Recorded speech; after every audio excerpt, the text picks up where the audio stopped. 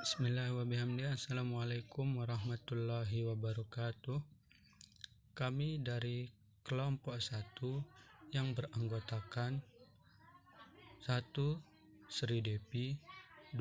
Bayi Intan Ali, 3. Rizal Anugrah Jaya, 4.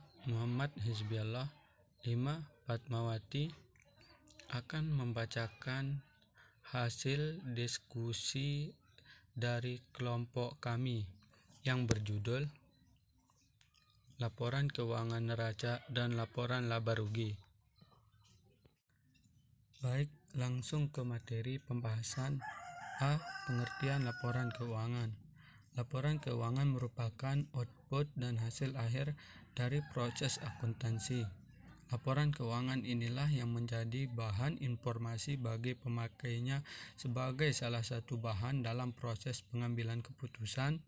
Selain itu, laporan keuangan merupakan pertanggungjawaban akuntability, sekaligus menggambarkan indikator kesuksesan suatu perusahaan dalam mencapai tujuannya. Baik, saya Rizal Anugrah Jaya dari kelompok 1 akan melanjutkan materi, yaitu B. Jenis laporan keuangan. Laporan keuangan sebenarnya ada banyak, namun laporan keuangan utama menurut SAK hanya 3, yaitu 1.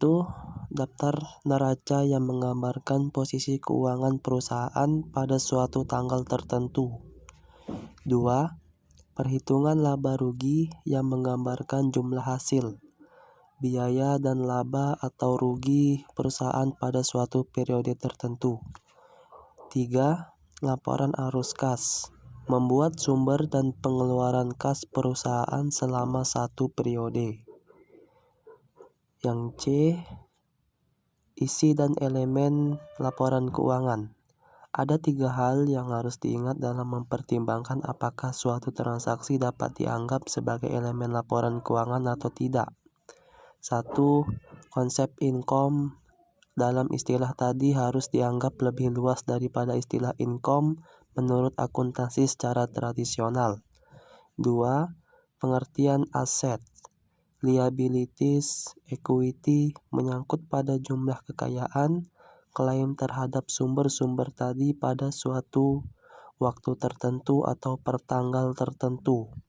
Sedangkan pengertian revenue, expense, gains, dan losses menyangkut pengaruh transaksi, kejadian selama periode tertentu atau dari satu tanggal ke tanggal yang lain. 3. Nilai aset, liabilities, equity dianggap berubah akibat pengaruh revenue, expense, gain, losses.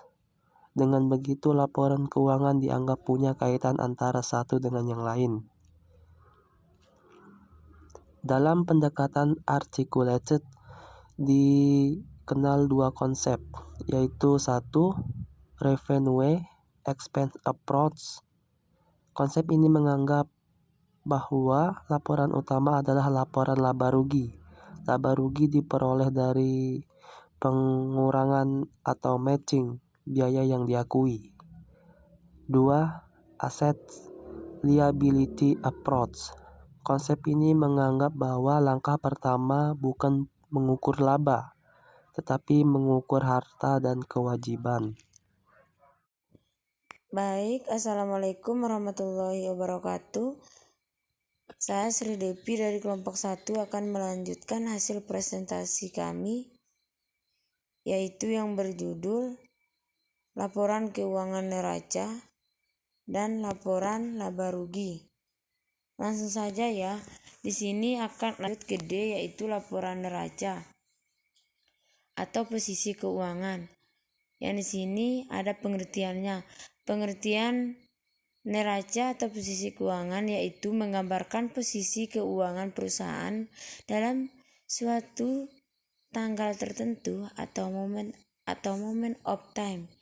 Disebut per tanggal tertentu, misal per tanggal 31 Desember 2005, posisi yang digambarkan yaitu posisi harta utang, dan modal. Terus yang kedua, definisi komponen neraca. Di sini ada definisi hartosis. Yang kedua ada pengakuan dan penilaian aset. Terus yang selanjutnya ada definisi kewajiban atau utang. Terus yang keempat, pengakuan dan penilaian kewajiban. Menurut APB Statemen nomor 4 serta SPAC nomor 5, kewajiban dinilai sebesar kejadian dalam transaksi. Biasanya jumlah yang akan dibayarkan di masa yang akan datang.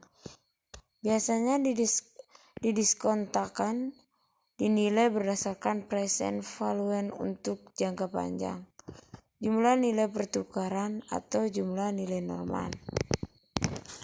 Di sini juga ada utang pemilik, bentuk neraca, penyajian neraca menurut standar akuntansi, keterbatasan neraca. Baik, saya di sini atas nama Fatmawati dari kelompok 1 akan melanjutkan materi yang dimana di sini laporan laba rugi. Bank menyajikan laporan laba rugi dengan mengelompokkan pendapatan dan beban menurut karakteristiknya dan disusun dalam bentuk berjenjang yang menggambarkan pendapatan atau beban yang berasal dari kegiatan utama bank dan kegiatan lain. Laporan laba rugi bank menyajikan secara terperinci unsur pendapatan dan beban, serta membedakan antara unsur-unsur pendapatan dan beban yang berasal dari kegiatan operasional dan non-operasional. Adapun di sini jenis-jenis pendapatan utama dari operasi suatu bank antara lain pendapatan bunga, pendapatan komisi dan provisi, serta pendapatan jasa lainnya. Yang dimana di sini laporan perubahan ekuitas, laporan arus kas. Adapun untuk laporan arus kas terdiri dari kas, giro pada Bank Indonesia, giro pada bank lain. Catatan atas laporan keuangan, analisis jatuh tempo dan aktiva kewajiban. Selanjutnya, catatan dan penjelasan laporan keuangan. Catatan dan penjelasan laporan keuangan merupakan bagian yang tak terpisah dari laporan keuangan. Biasanya hal-hal yang diungkapkan dalam catatan dan penjelasan laporan keuangan ini terdiri dari kebijakan akuntansi, rencana penggabungan usaha di pengadilan jika ada, kewajiban kontingen laba rugi, kontingensi, dan komitmen yang tidak biasa, rencana penggabungan usaha, penjelasan tentang jenis saham, jumlah penyusutan dan biaya riset dan pengembangan, penjelasan tentang pos, penjelasan tentang pajak penghasilan. Baik, saya Bintan Ali akan melanjutkan membacakan materi yaitu G. Peristiwa kemudian atau subsequent event. Peristiwa kemudian adalah transaksi atau kejadian yang terjadi setelah tanggal neraca sebelum laporan keuangan dikeluarkan atau diumumkan. Peristiwa kemungkinan ini ada kemungkinan yaitu di antara lain 1. Menimbulkan penyesuaian terhadap laporan keuangan. 2. Memerlukan disclosure pengungkap. 3. Tidak memerlukan apa-apa.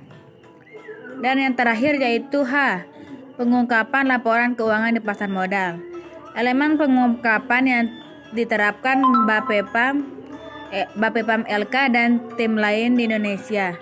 Elemen pengungkapan ini disusun oleh tim yang setiap tahun melakukan perlombaan laporan tahunan perusahaan publik. Sponsornya adalah Kementerian BUMN didukung oleh Ditjen Pajak, Bapepam LK, Bank Indonesia, Jakarta Studi Exchange IAI, dan NJGP. Sekian dari kami. Wassalamualaikum warahmatullahi wabarakatuh.